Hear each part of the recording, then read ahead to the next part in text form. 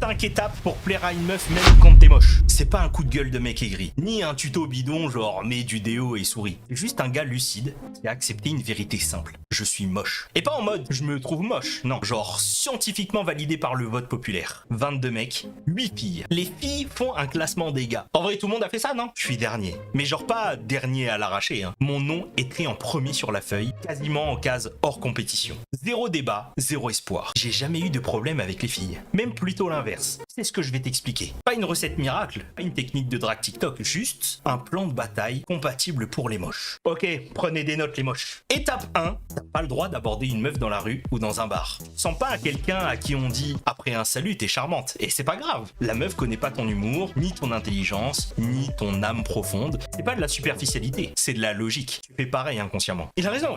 Tout le monde juge un petit peu au physique. On va pas dire le contraire les frérots. Faut juste l'accepter. Après, il faut juste pas mettre les gens dans une case juste par rapport à un physique. C'est logique. Étape 2, le sois gentil, c'est bidon. On t'a menti, être gentil c'est pas une stratégie, c'est juste le minimum social. C'est vrai, c'est pas parce que vous êtes beau que vous êtes des et c'est pas parce que vous êtes moche, encore pire si vous êtes moche, vous pouvez pas être méchant. Personne choisit un mec moche et gentil s'il y a un beau et gentil qui est dispo. Spoiler, les gens beaux sont souvent aussi gentils. Désolé de briser le mythe du connard populaire. Étape 3, le vrai super pouvoir, c'est la connexion. Ta seule chance, c'est le lien authentique. Tu construis une relation, tu deviens quelqu'un dans son monde. Mais pour que ça marche, t'as besoin d'opportunités sociales. Cours de théâtre, club d'échecs, bénévolat, donjons et dragons, peu importe, tu t'en fous. L'objectif, c'est de rencontrer des gens dans un cadre où ta tête est pas la priorité. Étape 4, sois normal. C'est des humains, pas des boss de fin de niveau. Traite-les comme tes potes, même si t'as envie d'elles. Surtout si t'as envie d'elles. Deviens sociable, naturel, mais sois pas chelou. Étape 5, le test. Tu vas flasher sur une pote. C'est là que tu testes le mode 1v1. Tu proposes un café, une sortie de chill, juste vous deux. Elle refuse, elle vient mais ça sonne faux, elle sourit mais elle regarde son téléphone, fin du game. Tu continues l'amitié mais tu tires un trait. Elle accepte, elle est naturelle, elle relance, bingo. Et là mon pote, chaque fois que j'ai atteint ce stade-là, ça s'est concrétisé. 100% de réussite. Parce qu'à ce moment-là, la personne, elle te connaît. Elle a vu ce que t'es vraiment. Et parfois, le lien dépasse la gueule. En résumé, tu veux plaire, travaille sur toi. Pas ton physique, mais ton contenu. Sois intéressant, sois drôle, sois à l'écoute, sois bien dans tes pompes, même si elles sont moches. Vous avez pris des notes en 5 étapes simples, hein. Moche plus drôle, ça annule la mocheté. Mais voilà, t'as pas besoin d'être beau pour plaire, tu vois. 5 ingrédients pour réussir ta béchamel.